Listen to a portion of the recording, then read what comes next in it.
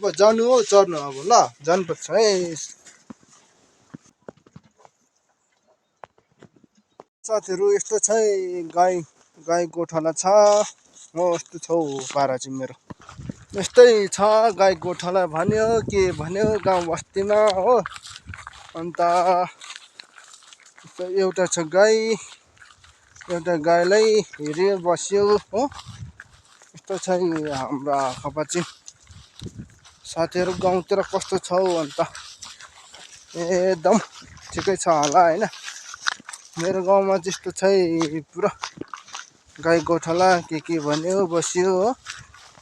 दुईटा गाई छ यस्तो छ साथीहरू दिन पनि एकदम दामी भइरहेको छैन हौ साथीहरू आकाशमा एकदम